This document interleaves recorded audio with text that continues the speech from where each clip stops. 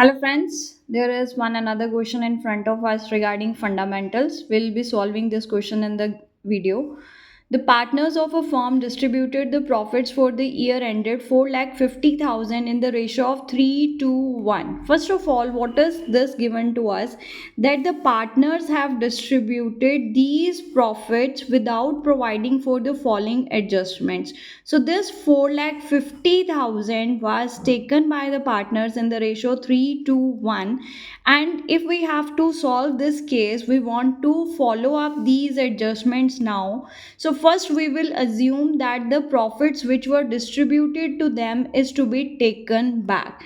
So this whole 4,50,000 profit we will take back in our adjustment table, right? So this was a total profit of 4,50,000 and the partners here were XYZ.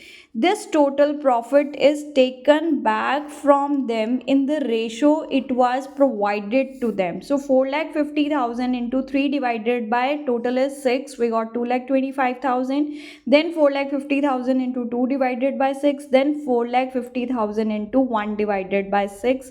So this is the way we got our debit for the adjustment table. Now what we have to consider is, we'll move on to that.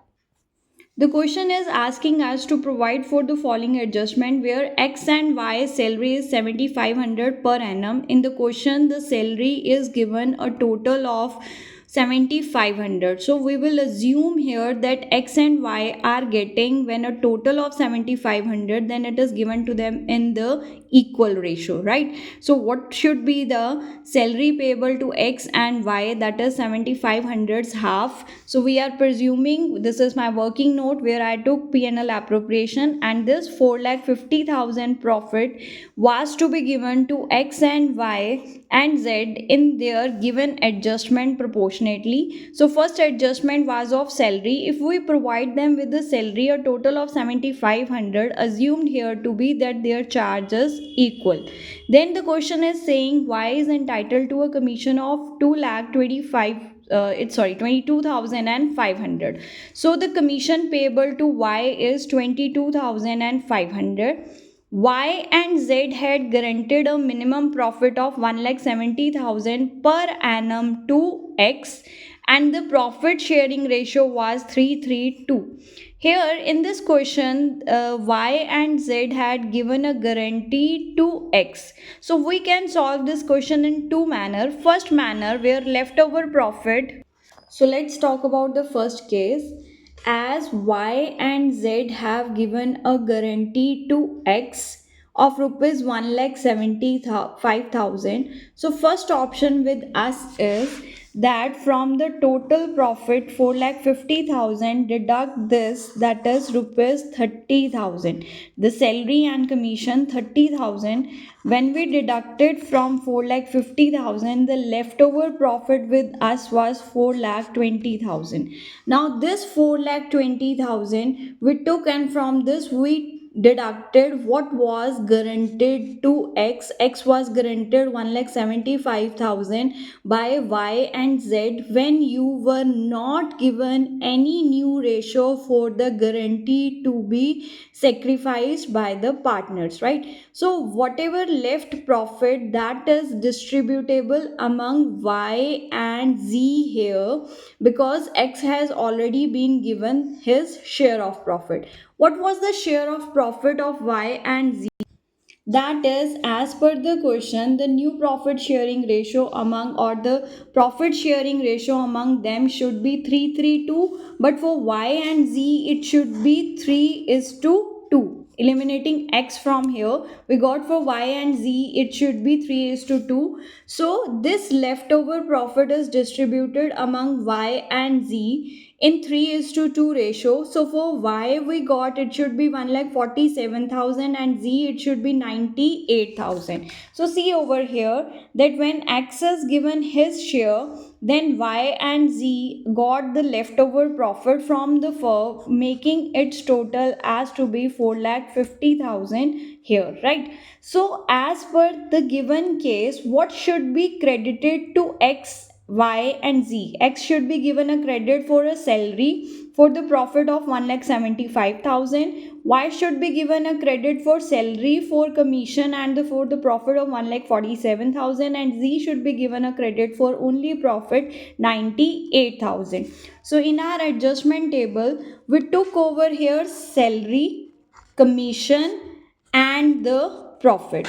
So credit is given to X and Y for salary, commission only to Y, and profit to three of them that we calculated. So what is the credit total here that we got?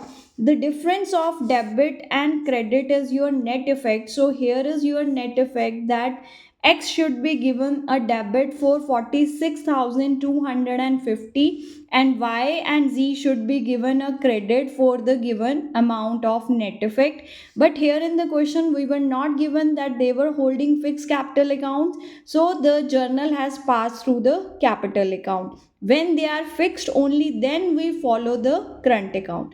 One important thing at the end I would like to tell you, that why we have directly deducted this total sum granted from the leftover profit, because we were not given any of the guarantee ratio that was to be borne by Y and Z here. Look, in another case, if we think like there is a profit of 4,20,000, in the usual case we will divide it among X, Y, and Z in the ratio 3:3:2.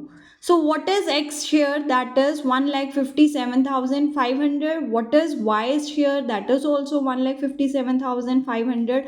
And what is Z's share? That is 1,05,000. Now the guarantee was given to X that he would be given a minimum of 1,75,000. So how much more profit is needed here? That is 17,500 rupees is more needed by X to pay him the minimum guarantee. Now if he is to be given this much more, then who will give it? That is Y and Z. And now in the question, Y and Z's deficiency bond ratio is not given to us, so they have to bear this deficiency in which ratio now? That is 3:2. That means 17,500 should be contributed by Y and Z in the ratio of 3:2. So how much is the contribution of Y? That is 10500.